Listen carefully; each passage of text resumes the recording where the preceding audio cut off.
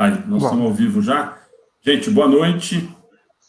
Júnior, Adalberto. Adalberto acabou de acordar, judiamos dele, 6 horas da manhã em pé. Mas vamos tocando, né, Adalberto? Ninguém mudou para o Japão, para poder estar mais pertinho.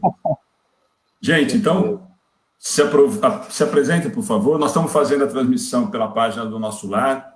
Vamos estar compartilhando no Amigos do Bem. Então, os amigos que tiverem aí, puderem compartilhar com amigos e grupos aí, nós agradecemos, tá bom? Então, Júnior, Adalberto, por favor, fiquem à vontade para se apresentarem. O Júnior já é freguês aqui das nossas transmissões. Então, Adalberto, vocês começar pelo de fora, né, Júnior? Melhor, né? Melhor, né? Convidado, convidado. Começar pelo mais velho, né? Bom, aí já não vou nem entrar nessa briga, hein? Bom, meus amigos, meu nome é Adalberto Prado de Moraes, eu sou espírita desde os meus 18 anos, faz bastante tempo, mas isso nós vamos conversar sobre o que é ser espírita, né? E como é que é a situação de você receber uma educação espírita, depois vir para um país que não tem recursos. E eu, aqui no Japão, eu sou presidente da Associação de Divulgadores do Espiritismo do Japão, ADA Japão, há 13 anos, desde 2006. Sou coordenador do curso do ESD, que é o Estudo Sistematizado da Doutrina Espírita, em 2 cidades aqui, que é a cidade de Isezaki e Utsunomiya, em Ibaraki-ken, e Isezaki, em Gumaken. E estamos aqui com 2 grupos espíritas, trabalhando com reuniões mediúnicas e algumas palestras que a gente dá pelo Japão, e agora, em época de pandemia, algumas lives também. O meu grupo aqui em Isezaki é o Grupo Francisco de Assis, Grupo Espírita Francisco de Assis do Japão, e lá em Utsunomiya é o NEJA, que é o Núcleo Espírita Joana de Ângeles. Todos eles veio diretamente da associação, né? Então é um braço da associação. Temos também a Biblioteca Espírita itinerante porque na época do nome itinerante a gente tinha em caixas, né? Em caixas, em gavetas, a gente levava essa biblioteca onde a gente fazia palestras, a gente levava esses livros, e esses livros em malas, em sacolas, então era biblioteca itinerante, e ficou esse nome. Agora não é mais itinerante, tem mais de 1.500 livros aqui, então não tem como. Mas nós dividimos essa biblioteca em 2 bibliotecas, e nessas 2 cidades, que são a base assim, de divulgação da doutrina, que são esses 2 grupos, né, nessas duas províncias aqui perto de Tóquio. Então, eu também sou coordenador do grupo mediúnico, né, dirigente do grupo mediúnico. E cada grupo tem um dirigente, né, e nesses dirigentes, cada um deles, eu sou o coordenador, o cooperador, né, o co-dirigente. Então, essa é a nossa batalha aqui no Japão. Nós trabalhamos em fábrica, né? Não somos nem médicos, nem doutores, a gente trabalha em fábrica mesmo, pega na graxa. Eu trabalho com solda. Na realidade, eu trabalho na verificação da solda que o robô faz, né? Então, eu tenho um robô, ele trabalha e eu verifico se está tudo certo, se ele está trabalhando certo, se ele está cansado, né? Então, essa é a minha função. Tá. Bom, fala quem agora? Fala você, Matias. Matias, está sem áudio, Matias. Tô normal aqui, ó. Eu só queria que o Júnior também se apresentasse, né? O pessoal que já conhece, nós estamos na página do Nosso Lar, mas é legal, e depois eu falo um pouquinho daqui de Pederneiras também. Tá certo. O Adalberto nem sabia que existia Pederneiras, gente. Pra vocês terem uma ideia do tamanho que é isso daqui. Nada. Mas gente, não se então, assuste. Não se assuste, não, Adalberto, porque não é todo mundo que conhece mesmo, não. Que vergonha, meu Deus. Não, vergonha. Júnior, fica à vontade, por favor. Então, pessoal, meu nome é Almeida Júnior, né?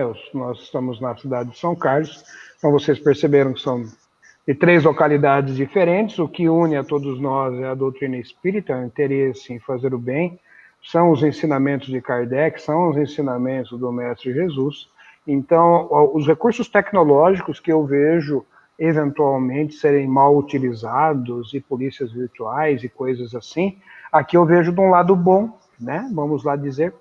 Então, também podemos usar a tecnologia para o bem, podemos utilizar a tecnologia para divulgar o Evangelho, podemos usar a tecnologia para comunicarmos com irmãos que estão à distância, e que esse encurtamento depende de todos nós, né? E essa capacidade de transformar aquilo que temos, digamos assim, de alternativa em algo saudável é uma premissa espírita, não? Ou seja, o espírita tem isso de qualidade, né? E não joga nada fora, né? Não é prosélito, não é? Ou seja, talvez uma das maiores qualidades da doutrina espírita seja essa. Se o cidadão é católico, que seja um bom católico. Nós não temos... Uma das coisas que eu já dá essa puxadinha, que fico muito feliz cada vez que falo em algum lugar, é essa, né? Né, Beto? Nós não temos o menor objetivo de transformar alguém em espírita. Não tem essa finalidade. Se você concorda, Matias, ou seja, se você quer ser católico, seja um bom católico, não tem problema. Quer ser evangélico, seja um bom evangélico. É ateu, pratique o bem. Aqui eu conheço 2 ateus que fazem o bem, são pessoas boas. Não é mérito nosso interferir na fé do outro. Tem que ser realmente algo de dentro para fora. Mas eu não vou entrar, porque senão a gente vai roubar. O assunto é minha pinga, né? Então é duro. Não, mas olha, gente, espírita nosso lar. Fale você aí, Matias, vai lá. Não, gente, eu queria primeiro, comentei agora há pouquinho com o Adalberto, uma alegria, né? Quando surgiu essa ideia de um bate-papo com o Vado, que, aliás, é um grande idealizador dessa ideia toda, né? Da gente estar batendo um papo com o pessoal de fora do país, acabou virando uma parceria. Eu estava comentando com o Adalberto agora que, por incrível que pareça, antes da doutrina espírita, antes desse trabalho que a gente está começando a fazer em parceria, e que me deixa muito feliz, né? A gente está vendo esses movimentos de casas unidas, porque até pouco tempo atrás a gente vê ainda uma cisão, né? Uma ciumeira absurda dentro do movimento que me assusta. Então, quando o Vado falou disso, eu achei fantástica a ideia, compramos a ideia, e mais do que isso, né? O que nos deixa muito alegre, a presença do Adalberto, de estar fazendo com o Júnior, de estar fazendo essas transmissões que a gente começou ontem, fazendo pelo Amigos do Bem e pelo Nosso Lar. Quer dizer, a ideia é realmente essa que o Júnior falou. Se nós podemos levar a mensagem, gente, é pelo Amigos do Bem, é pela página pessoal, é pelo Nosso Lar, é pelo Japão, é pela França, enfim. Se a mensagem é essa, vamos aproveitar e vamos unir força, né? E não querer criar uma disputa infantil, como nós ainda somos, né? Que, nossa, mas será se a gente transmitir por essa, as pessoas vão ver nessa página, não vão ver na minha? Quer dizer, o objetivo, ou é realmente, de verdade, a divulgação da doutrina, porque nós acreditamos, né? Ou nós estamos completamente equivocados.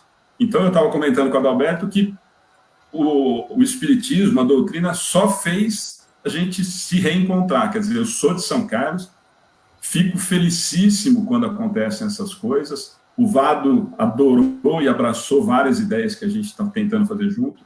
Então, assim, diante de todo mundo, primeiro agradecer o Vado ter topado essa ideia, ter me convidado para participar e colocar o Amigos do Bem nesse tipo de projeto que eu acho que vai ser muito produtivo para todos os outros. E tomara, é o que eu falei para o Vado, tomara que todas as outras casas tenham atividades semelhantes. Quer dizer, são mais informações, são mais pessoas sabendo do que a gente acredita e do que a doutrina diz, né?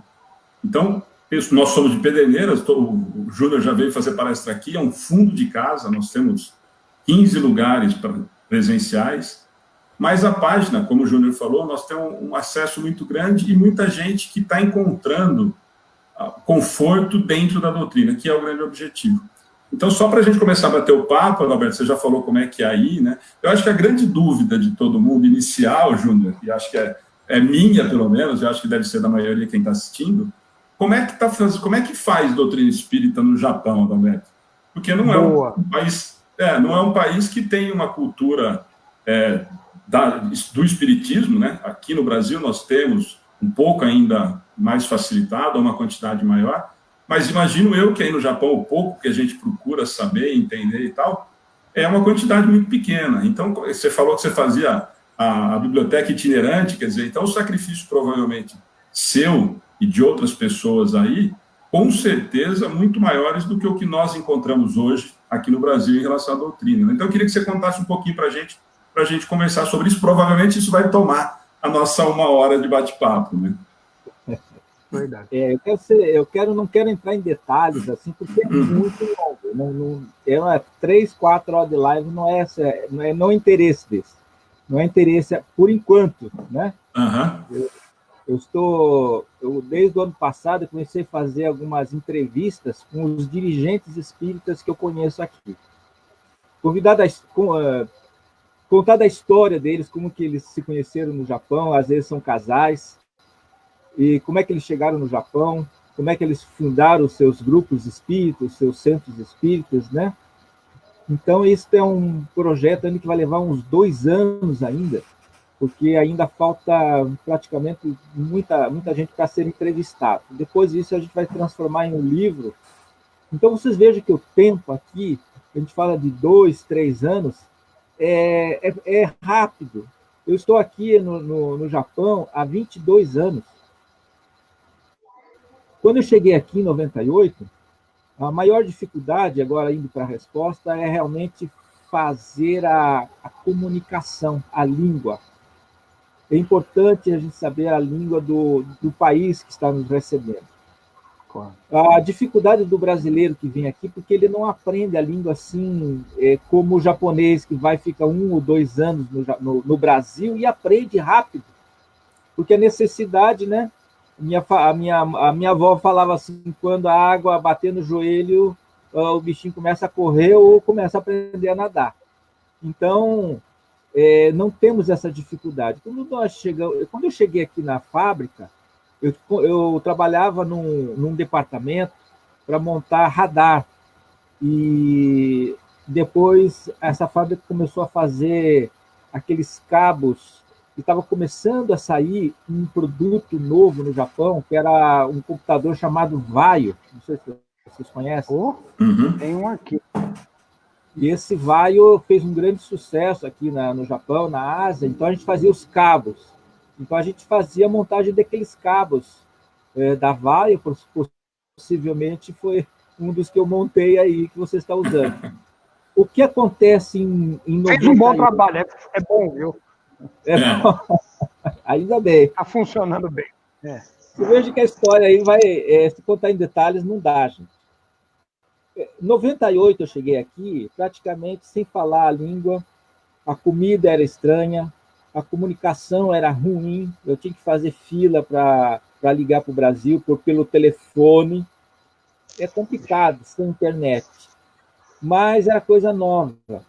Não senti dificuldade na língua, porque com 38 brasileiros trabalhando numa fábrica, você praticamente não falava a língua japonesa. Alguém fazia a tradução para você, saíamos em van, 4, 5, 6 brasileiros para fazer compra no mercado, então eles nos levavam para fazer compra no mercado, não precisava falar. Nos finais de semana, nós nos reunimos para jogar nosso futebol em praças, ou fazer nossos churrascos, o aniversário entre a comunidade brasileira, a gente se inteirava. Praticamente passei 5, 6 anos sem interagir com o japonês mesmo, só falava com o brasileiro. O caminhão do produto brasileiro chegava na minha casa, a gente comprava e gastava quase todo o salário em produtos brasileiros, era o café do Brasil, era o feijão. Então, a gente ganhava para matar a saudade. E a minha decisão era ficar 3 anos e depois ir embora. A gente vem para o Japão não para passear, para trabalhar, porque precisa de ganhar dinheiro. Encurtando a conversa, já está longo. O Japão, o problema é a língua. Então, não temos como fazer a doutrina espírita sem saber a língua. Agora, para aprender bem, precisa estudar os candis, e aí leva um tempo. Nós não temos tempo. O que aconteceu de 2006, quando nós fundamos, né? Eu não fundei nada, foi eu acho que a ação divina, digamos assim, a espiritualidade foi somente o jumentinho, o instrumento. Foi 5, 6 casais, foram 3, 4 pessoas, amigos nossos, né? Depois vieram os casais, que fundamos o Grupo de Espírito de Ueda em 2006. Então, você veja que tem de 98 a 2006, eu era um trabalhador normal. Eu trouxe na minha bagagem o Livro dos Espíritos, o Evangelho, as obras básicas, e fazia o Evangelho no lar. Porque não tinha internet, não tinha comunicação. Em 2006 é que veio o grande momento dos blogs que estava aparecendo. Então, aí é uma outra história que eu acho que eu quero que vocês perguntem de novo. Não sei se eu respondi a pergunta, porque não, é por aí. Vocês têm que me mandar parar de falar, senão eu não paro, gente. Eu não sei quanto é que nós temos a hora aí. Não, mas é essa que era a dúvida mesmo, Adalberto. Eu acho que o Júnior travou lá. Deixa eu ver se ele... Júnior, tá ouvindo? Não, acho que não. Tô ouvindo, atento. Beto, assim, a base da religiosidade oriental, ela não é cristã. Essa é a verdade, né? Ou seja, você tem os filósofos de natureza oriental, espíritos evoluídos, como você bem sabe, e a parte cristã, ela é bem posterior a isso. Não é talvez nenhuma mentira dizer que vocês sejam os apóstolos de Jesus hoje nesse local. Guardadas as devidas proporções, naturalmente, cada um de nós em cada lugar que estamos, em minha modesta forma de ver, apóstolos também. Levar a mensagem de Jesus não é algo simples. E quanto mais a gente estuda, mais a gente melhora e mais responsável você fica, porque você puxa para você. Ou seja, resumindo, Beto, o fato de não ser um berço cristão e levar o evangelho de Jesus, você encontra alguma dificuldade com a filosofia oriental ou não? Eles aceitam bem isso? Não há dificuldades ou encontram algumas barreiras? Como você vê isso aí? Os japoneses que frequentam os centros espíritas aqui, tem grupos, até grupos mediúnicos, eles são bem receptivos. O que eles... Tá bom o som aí? Eu estou escutando um... Não, deu uma chiadinha, mas está dando para ouvir. Pode ir embora. O que nós sentimos é que digamos assim, a dificuldade na língua, ela demora um pouco para o japonês nativo, né? Eles aceitarem alguma coisa assim de espiritualidade, de espiritismo, digamos assim. Sim. O que nós temos aqui é o japonês clássico, ele nasce shintoísta, faz um ritual shintoísta. Quando ele morre, ele recebe um ritual budista. Então, é meio estranho, assim. Na sua vida, digamos assim, religiosa, tem alguns matsuris, né, alguns festivais que são budistas e outros são shintoístas. Quando ele casa ou num ritual de uma igreja católica, onde não tem um padre, né, apenas uma capela. Então, a noiva vestida tradicionalmente com o seu vestido de noiva, com seus familiares, alguém faz dar uma digamos assim, não é uma palestra, é uma referência, né? O pai, ou a mãe, ou algum convidado fala alguma coisa dos noivos e eles casam lá. Então, não tem assim o japonês que sai pela manhã e vai para a missa, ou vai para um culto. Eles têm suas datas, os seus dias de festividades, é isso. o que nós achamos aqui é muita igreja evangélica, e é muito forte, eles são bem organizados, eles têm o financeiro ao seu favor. O que nós, brasileiros, decassegues, trabalhadores aqui, que estamos muito tempos aqui, nós temos nossos filhos e nós temos os nossos netos que aprendem a língua, a japonesa, em primeira mão. A primeira língua dos nossos filhos é o Nihongo, é o japonês, e ele, tendo essa educação espírita em casa, ele vai influenciar, sim, com certeza, no futuro, para os seus filhos e para os seus netos, no espiritismo. Os poucos japoneses que tem aqui, que estão participando dos nossos grupos, eles são bem dedicados e eles também estão aprendendo alguma coisa. Não há dificuldade em aprender a doutrina espírita, se ela for bem colocada, se ela for bem explicada, se ela for bem posta nos seus objetivos tradicionais, não em forma de religião. Quando eu fui registrar a associação, eu falei que era entidade religiosa, eles não aceitaram. Por causa que tem uma lei aqui no Japão, desde que surgiu um atentado em Tóquio, com gás sarin lá, então está fechado. Então, não era correto colocar como religião, então foi colocado lá. Melhor. Uma associação filosófica. Então, é assim que funciona. Olha, você tocou no assunto aí, Adalberto, que eu também, assim, algumas pessoas questionaram antes, quando a gente comentou que ia fazer com você. Aqui no Brasil a gente percebeu, e percebe ainda, né, Júnior, nas casas espíritas, agora diminuiu aparentemente, mas muita gente chega por conta do fenômeno, né, por conta do fenômeno mediúnico. A gente percebe isso, e quando descobre que não vê espírito dentro do salão da palestra e tal, desencanta e vai embora. Aí no Japão, por não ter essa cultura, e pelo que você disse, a gente percebe, né, tanto no shintoísmo como no budismo, apesar da espiritualidade estar relacionada, qual é a recepção, a receptividade do japonês em relação à doutrina? O que interessa mais para o público japonês que você percebe que frequenta?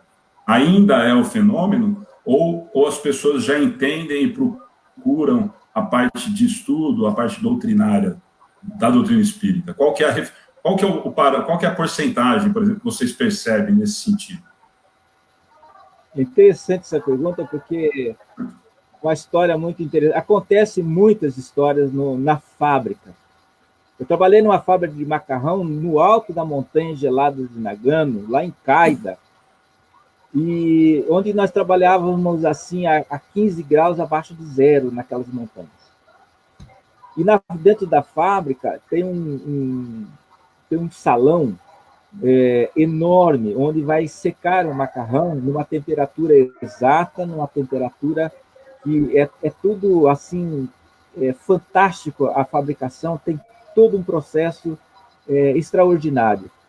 E todos esses cômodos eram monitorados por câmeras, e ficavam sempre vendo se não tinha nenhum problema, controle de temperatura e tudo mais.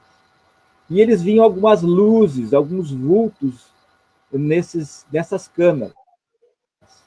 Eles chamaram um budista, um sacerdote, né, para vir fazer uma oração. E eu olhando aquelas câmeras, né, eles mostraram que era praticamente um vulto, não dava para saber se era espírito, se era alguma coisa, não dá para saber. Mas eles têm muito isso da espiritualidade, né, dos fantasmas, o baque, que chama aqui, né? Então é o baque, almas do outro mundo.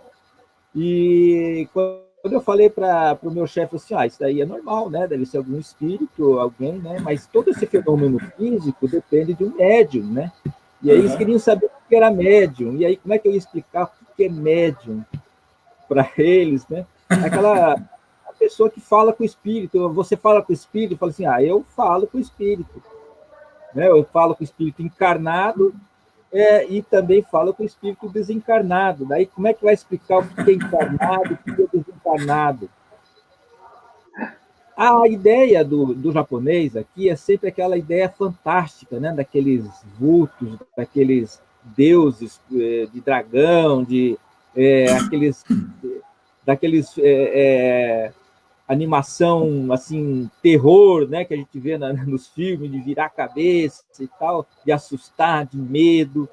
Eles não têm ideia do diálogo com a espiritualidade, eles não têm ideia do que aquele espírito que está ali, por muitas vezes deformado, ele é uma pessoa desencarnada, um espírito desencarnado que está em sofrimento. Por muitas vezes, o japonês, isso é comum, é um suicídio. Aqui é um dos países que tem mais suicídio, que tem até uma floresta dos suicidas. É complicada a situação. A época de pandemia aqui tem mais suicídio do que a pandemia mesmo direcionada ao vírus. Algo então, importantíssimo. Como que nós vamos falar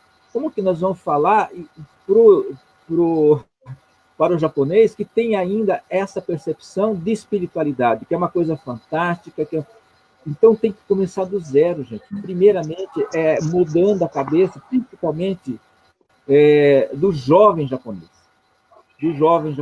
Esse que está com 15, 16 anos, eles têm uma, digamos assim, uma ferramenta que é a internet, que eles conseguem, nós temos Netflix, temos muito, a cultura ocidental está muito presente. Então, a nossa grande esperança são os nossos filhos, os nossos netos, para a divulgação do espiritismo. Hoje o espiritismo aqui está praticamente 99% com os brasileiros que trabalham aqui, né? Então, temos o Livro dos Espíritos em japonês, temos o Evangelho segundo o Espiritismo, graças ao nosso amigo Tomo, que traduziu, mas ele é japonês. Ele entende a língua japonesa, porque nasceu aqui, e entende o português porque estudou. Então, fica fácil para nós. Então, esse é o grande desafio aqui, realmente não é se o japonês acredita ou não, é realmente a comunicação, e a comunicação tem que ser para os jovens. Os velhos, desculpa aí, mas nós aí somos meio capitatura. Que coisa. Essa parte do suicídio é um assunto importantíssimo. O suicídio é tratado no Livro dos Espíritos na questão 943, 944, 950, por exemplo. São perguntas boas. Na 943, ele tem um binômio que eu gosto bastante, onde Kardec pergunta o que levaria um homem, aparentemente sem grandes atribulações, a cometer um suicídio. E a resposta é um binômio bem curtinho, vocês vão lembrar rapidamente, que é a ociosidade e a falta de fé. Caramba, espera um pouco.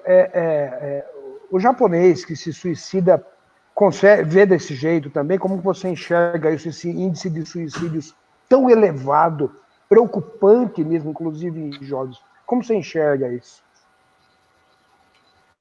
Olha, o suicídio aqui é complicado. Nós tivemos um caso aqui que uma mãe, desesperada, matou o marido, matou os filhos, 2 filhos, e pendurou a corda no pescoço. É coisa terrível. Não tem como analisar isso assim, eu vindo de fora analisar nós, porque nós temos a nossa cultura, a nossa cabeça cristã. Sim. Não tem como, eu não consigo entender. Mas falando com um amigo japonês aqui, eles falam assim, olha, se você não tem solução, você não pode incomodar ninguém. Se você está incomodando, se mate. Eu já escutei relatos, eu não acreditei. Médicos falando assim, olha, você não tem cura, é melhor você se matar. Que é isso? Porque eu não acredito isso. Eu não acredito. Se alguém estiver escutando isso agora e mora aqui no Japão, eles vão ter várias histórias assim. Né, ou a pessoa que está escutando, fala assim, olha, o médico não acha nenhum problema. Então, eu vou dar trabalho para os meus pais, vou dar trabalho para minha esposa, eu só vou dar trabalho para o governo, para o Estado, então é melhor você se matar, né? Nós vemos agora, em época de pandemia, alguém pedindo auxílio para o governo, né? E fala assim, olha, se você está achando pouco que o governo está dando, é melhor você se matar. Então, isso está na cultura do japonês. É a cultura deles, isso, né? É na cultura, é natural, choca. O mundo inteiro está voltado para o Japão, né? Então, acredito que o governo se preocupa, entre aspas, né? Assim, a gente fala no Brasil, para inglês ver, né? Estamos aqui trabalhando, e acredito que o governo não tem muito o que fazer se o próprio dirigentes do país, um primeiro-ministro, eles são dessa época ainda da antiguidade, ainda que a honra, né? Você tem que tirar a vida para não dar sofrimento. Não manchar a sua história, nem nada, né? Assim, eu falo assim, erga a cabeça, segue em frente, né? Vamos nos ajudar, vamos ser irmãos e tal.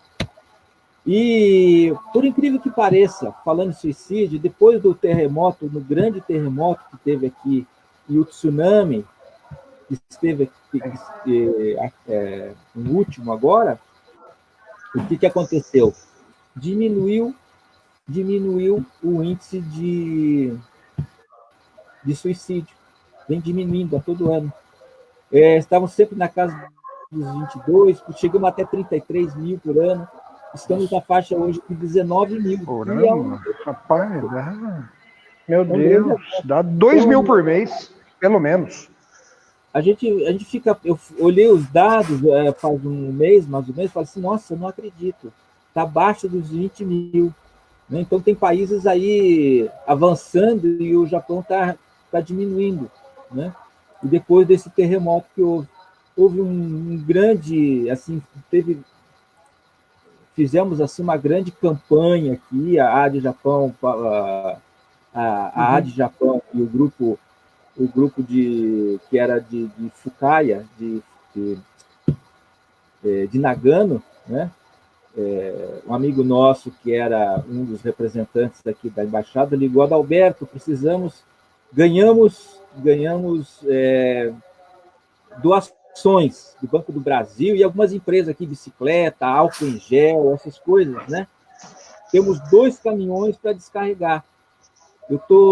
Você pode conseguir pessoas para fazer isso, amigos teus, né? Aí eu convoquei o meu grupo espírita, né? Fomos lá em uma caravana, fizemos uma campanha, arrecadamos alimento e fomos ajudar o pessoal do consulado. E a gente nota na foto lá que foram 22 pessoas, né? 22 pessoas, 13 eram de Nagano, eram do nosso grupo espírita lá, né? E interessante é que quando nós fomos entregar numa escola, onde que era um refúgio, um amigo nosso, né, lá de Nagano, Francisco, conversou com o cozinheiro lá, que o cozinheiro era de um restaurante mesmo, né, que ele recebia os alimentos, a gente levou arroz e tal, e ele falou assim, olha, será que vocês não podem nos enviar verdura, carne, né? Nós estamos aqui, nós recebemos aqui, mas tá complicado cozinhar, né? Quando nós voltamos para Nagano, nós começamos a interagir com esse cozinheiro e mandar todo mês, mandamos 3 caminhões de 13 toneladas de doações.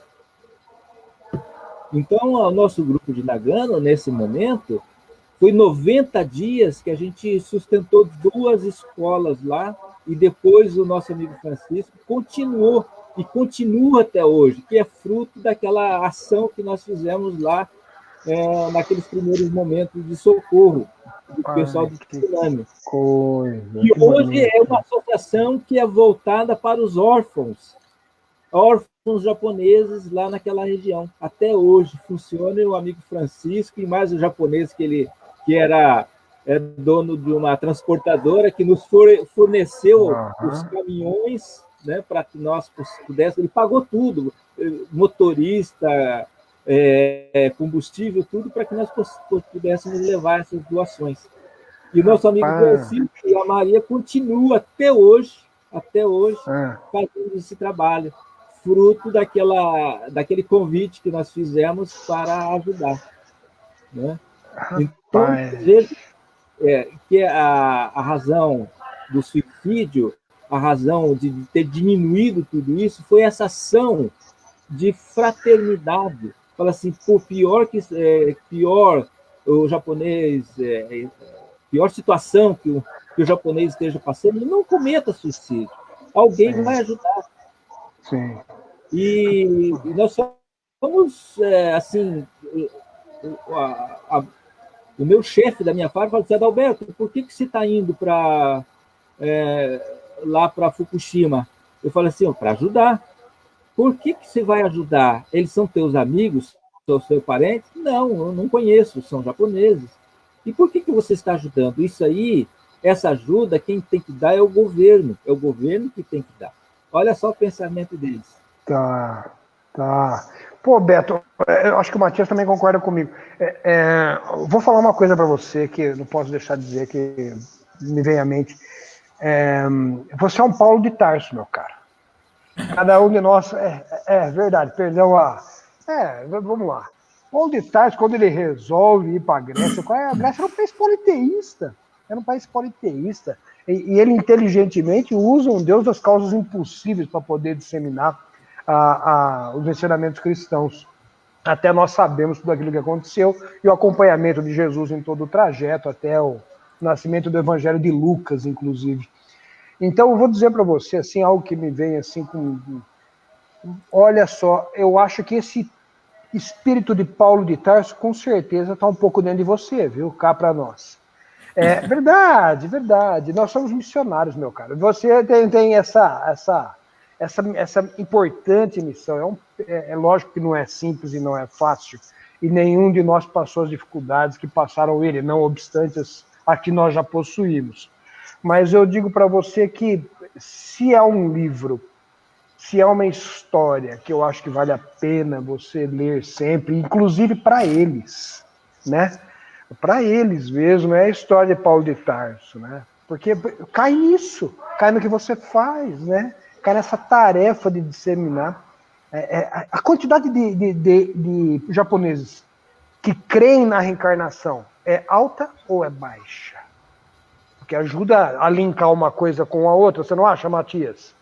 Ajuda, né? Eu só vou aproveitar antes de você responder isso, Adalberto, como as coisas nunca são por acaso, né? Eu até vou aproveitar, deixa já. Ontem nós tivemos um bate-papo com o Paulo Fernandes, que lançou hoje, você falou de Paulo de Tarso, para quem quiser acompanhar, gente, tá fantástico. Ele fez um documentário, ele vai exibir. Tá gravado, né? Tá gravado. Tá no YouTube já. Ele fez o lançamento hoje às 4 horas e a cada 15 dias vai lançar um episódio de 25 a 30 minutos. Riquíssimo, porque ele fez todo o caminho de Paulo. E legal. Lá, em vez de fazer como turista, ele foi realmente conhecer os costumes, saber como é que foi, como é que era. Riquíssimo. Então, só para não perder o gancho do Júnior em relação a Paulo de Tarso, quem tiver a oportunidade, eu assisti hoje o primeiro capítulo, acompanhei todo o projeto, vale a pena, que está fantástico. E aí essa pergunta é realmente interessante, né, Alberto? Desculpa até cortar o Júnior em relação a isso, mas aí pode continuar, é só para não perder a chance de falar de Paulo de Tarso, porque eu estou encantado com o projeto. Paulo de Tarso é demais, né? Para um curitibano que está aqui trabalhando na fábrica, né? Eu não imagino Paulo de Tarso trabalhando na fábrica. Adoro a comida japonesa, tá? Eu adoro a comida japonesa.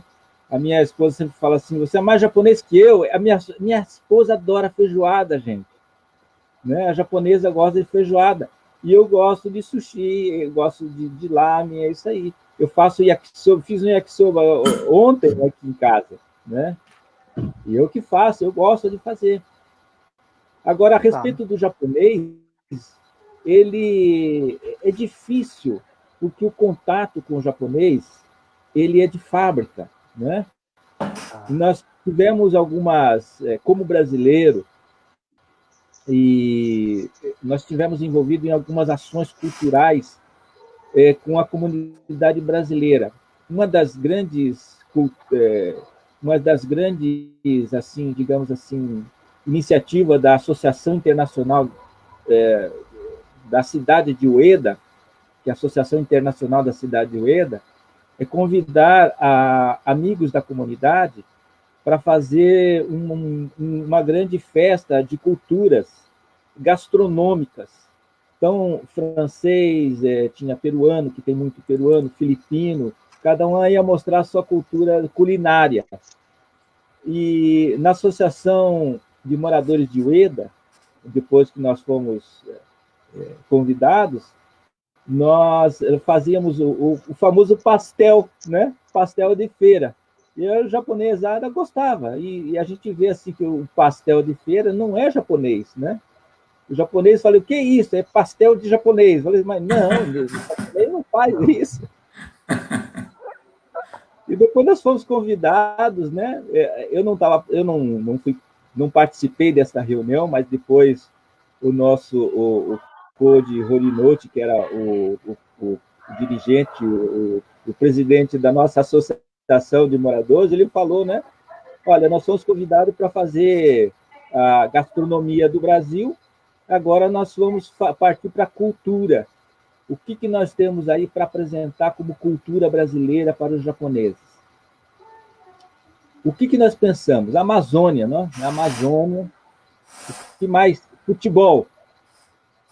Futebol. O que mais? Carnaval, não é?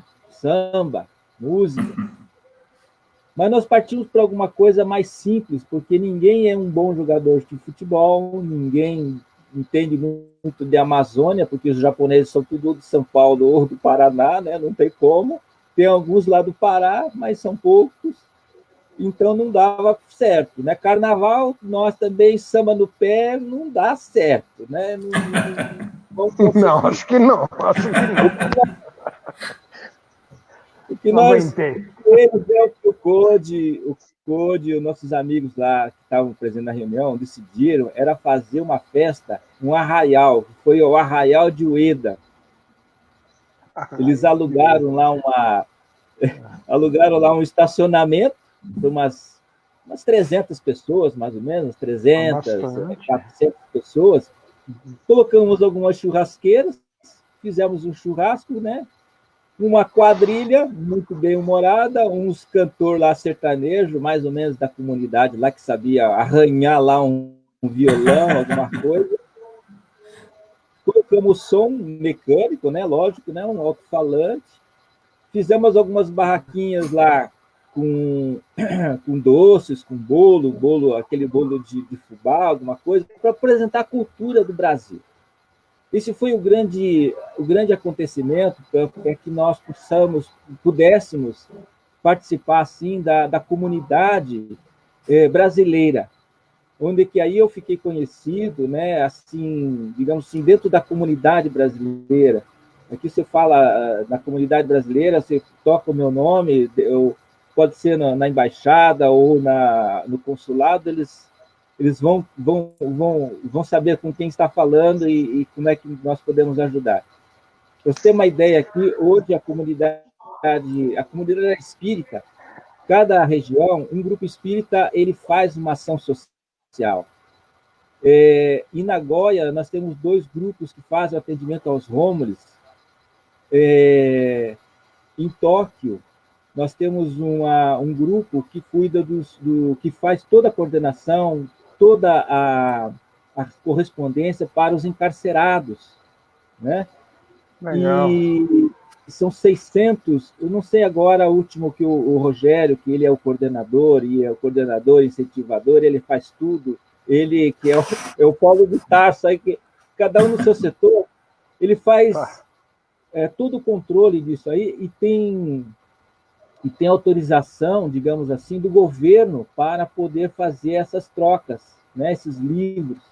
Nós, aqui da associação, entramos com apoiadores, nós doamos mais de, eu acho que, contando tudo, acho que tem mais de 200 livros que a gente doou para essa campanha, né, e continuamos doando.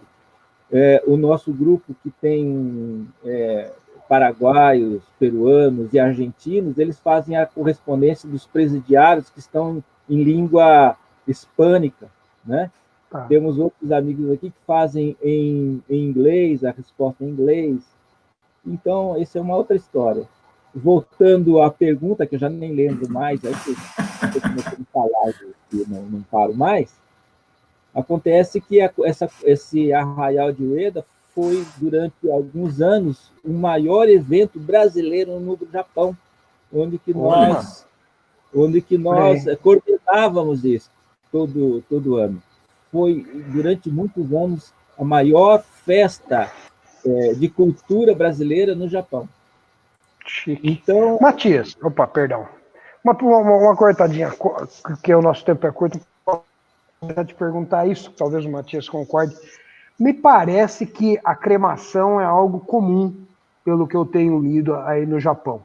Como fica isso nos meios que você transita? Eles aceitam bem, não aceitam bem? Como funciona esse aspecto? Como vocês lidam com isso?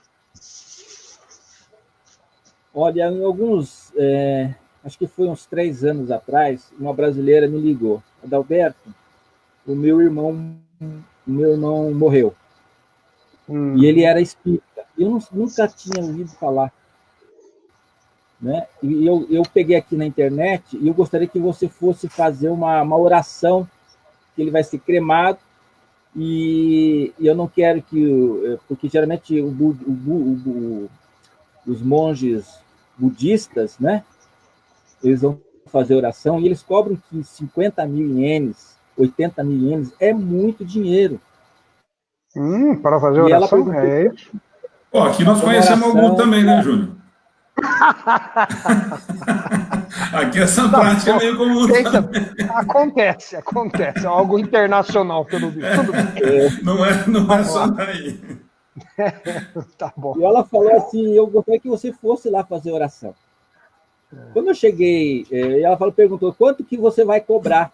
Eu falei assim, não, imagina, eu vou cobrar para fazer uma oração para um rapaz que não conhecia, nem sei de onde que ela pegou o meu número de telefone, deve ser da revista, né, que a gente fazia, na revista em português aqui, a gente tinha uma página. Uhum. Ela ligou para mim e eu falei assim, não, tudo bem. Então fui eu e o meu amigo Gabriel, né, que é o meu vice-presidente, meu braço direito, ele é do Paraguai. Fomos eu e a esposa dele, que é argentina, Paraguai com a esposa argentina aqui, que é a minha diretora aqui da mediunidade. Então fomos lá, nós 3 e a minha esposa. E aí o que acontece? Chegamos lá, estava eu, né, a minha equipe, né, os 2 casais, e a irmã, o marido dela, o defunto, devidamente paramentado no seu caixão, e mais um amigo. Né? Éramos ali 8 pessoas.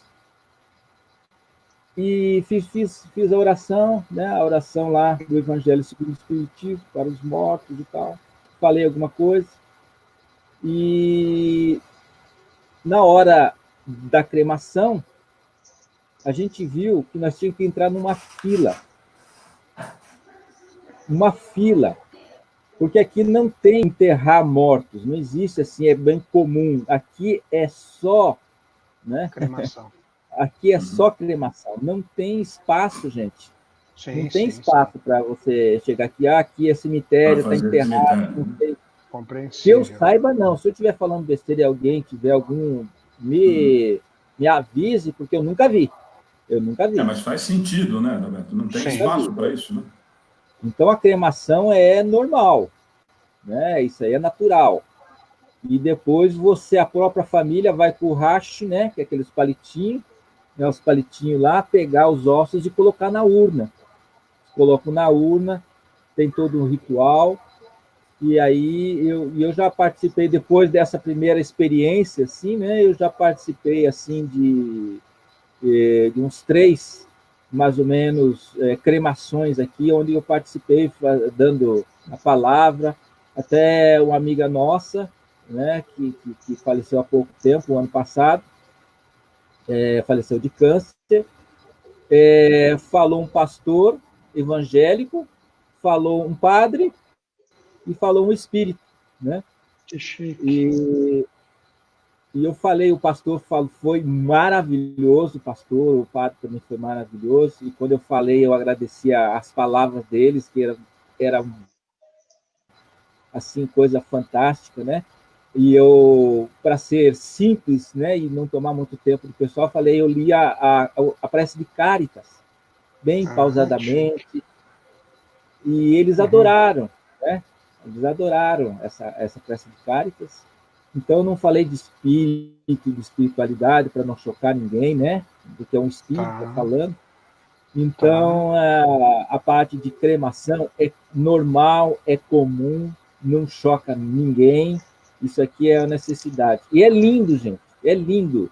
É lindo, lindo, lindo. Aonde tem os crematórios, são gigantescos, são maravilhosos, tem restaurante, tem tudo conforto que você tem. Se você quiser, tem quarto para dormir, local para tomar banho, é fantástico. Em 2008, o filme A Partida levou um Oscar. E aliás, quem não assistiu tem que assistir, cá para nós. Você sabe, também deve fazer. Foi um filme japonês que levou um Oscar. Oscar do melhor filme estrangeiro. E ele fala disso. Talvez eu esteja chovendo no molhado. Como tem muita gente nos assistindo, quem não assistiu, é uma belíssima história. Né? Onde mostra a história de um rapaz que era músico e por uma crise financeira qualquer ele perde o emprego. E ele vai trabalhar os mortos. Exatamente o que tu falaste agora, sobre empacotar, sobre cuidar. E o pano de fundo dessa história é a história do pai dele, que acaba se separando da mãe e fica algo mal resolvido. Então tem uma história de perdão por trás disso. Então o filme de 2008... Faz a maquiagem, né? Faz a maquiagem, é isso? Você lembra disso? Você lembra disso? Como que é? Como foi isso? Esse filme, penso eu, se eu tivesse no seu lugar, seria um marco. Seria algo parecido com o Nosso Lar, guardadas as devidas proporções por aqui. Porque ele fala dos valores cristãos, assim, na base mesmo, né? Dentro do Japão. Como você lembra disso? Como você vê isso? Faz tempo que eu assisti esse filme, eu não lembro 2008. Nem que eu comi ontem. Mas olha, o filme ele se baseia em histórias reais, tá? E não é comum aqui no Japão eles terem esse assim, uma mãe parte ou um filho parte prematuramente. Amor de mãe é sempre mãe em todo, não importa se é no Japão, não interessa, mãe é mãe.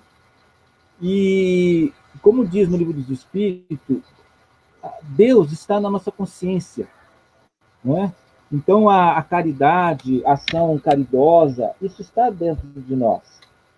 O que muda aqui é um pouco da cultura, do entendimento, talvez até, digamos assim, de educação. Dentro das escolas, nós temos uma certa educação. Dentro da fábrica, nós temos um rigor, mais ou menos, dos 5 S's, né? E depois, de qualidade, né? Digamos assim, de respeito. Quando eu estou falando com o meu chefe, é um outro tratamento. Quando ele está falando comigo, é um outro tratamento. De hierarquia, de respeito. E quando a gente fala de espiritualidade, e nós notamos isso a partir do momento que cada geração vem e toma conta de um determinado setor, as coisas vão mudando.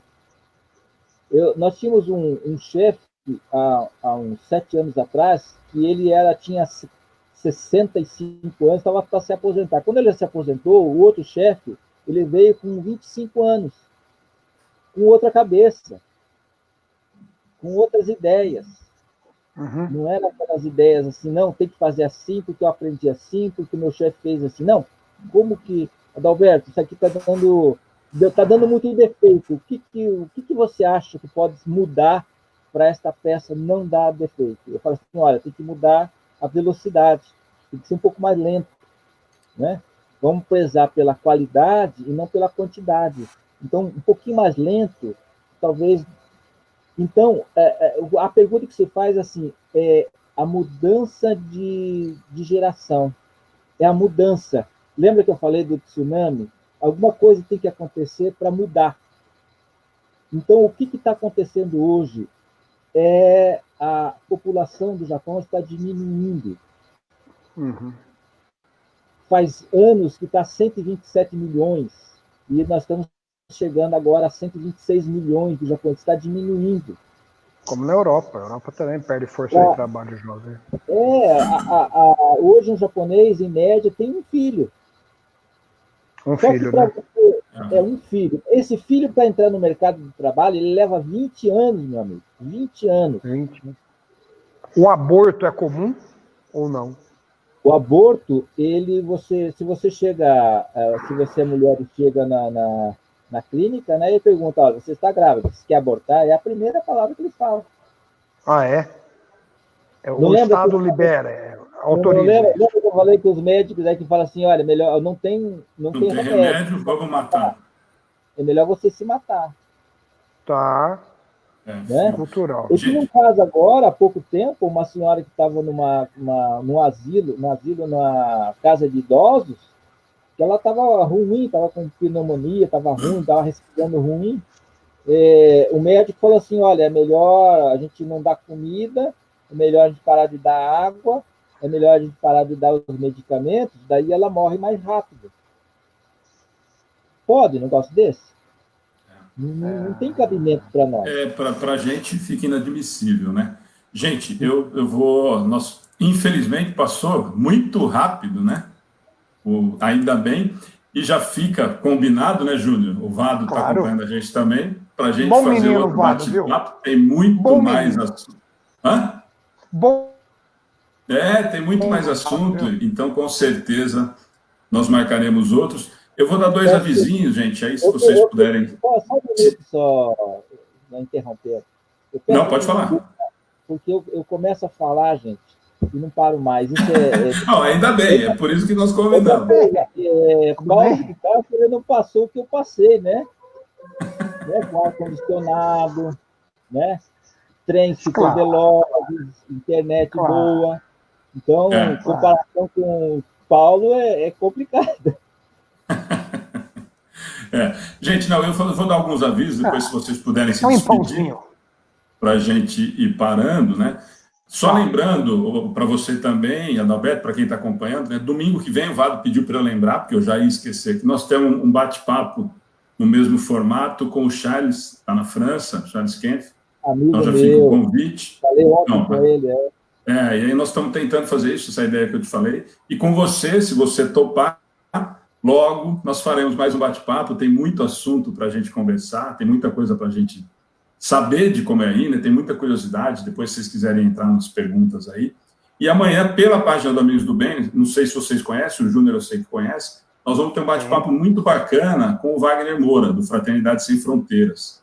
Estão passando muita dificuldade por conta dessa pandemia, atingiu muito, né, as doações. Então, nós temos um bate-papo amanhã às 18 horas. Júnior, obrigado pela oportunidade da gente estar aqui na página do Nosso Lar. Adalberto, foi um prazer te conhecer mesmo que virtualmente. Muito obrigado pelo carinho, ter aceitado o convite de bater esse papo com a gente.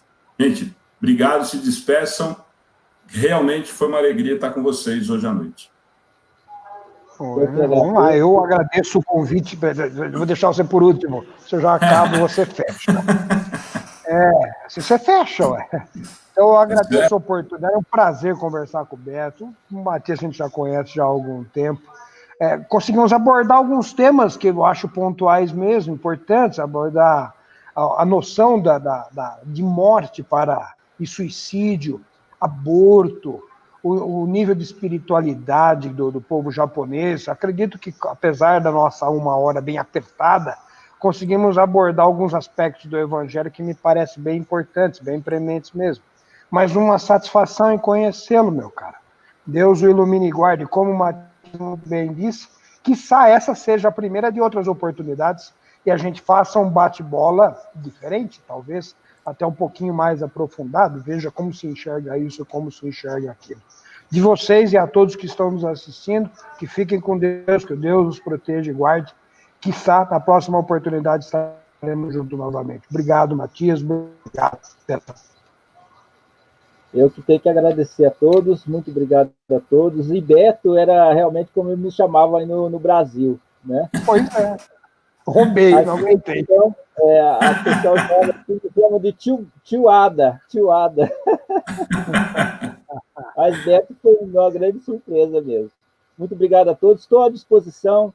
Estamos com vamos aproveitar essas ferramentas maravilhosas que é a internet. Sim. E nós tínhamos isso antes e não percebíamos a importância que isso tinha. O grande impulso que nós poderíamos até difundir mais a doutrina espírita no mundo, né? Esse que é no mundo. Você falou de Charles, né? Nós temos um grupo internacional de evangelho. Nós participamos em todo sábado, 9, 10 países, todo sábado. Ontem nós estávamos com Angola, com a Amélia, nós estávamos com o pessoal da Alemanha, do Reino Unido, o Charles estava comandando, ele estava comandando o nosso evangelho ontem. Que bom. Então, domingo ele vai estar com a gente vai estar falando. Manda um abraço para ele, que ele vai... Simplesmente lembre de mim, né? Logicamente, a gente fala todo sábado, tá bom? Um abraço a todos, que Jesus fique em seus corações. Gente, boa noite a todos, obrigado, até a próxima. Boa noite para todo mundo aí. Boa noite, Matias, boa noite, Beto. Tchau, Beto, boa noite. Meus caros. Deus proteja e guarde. Arigato.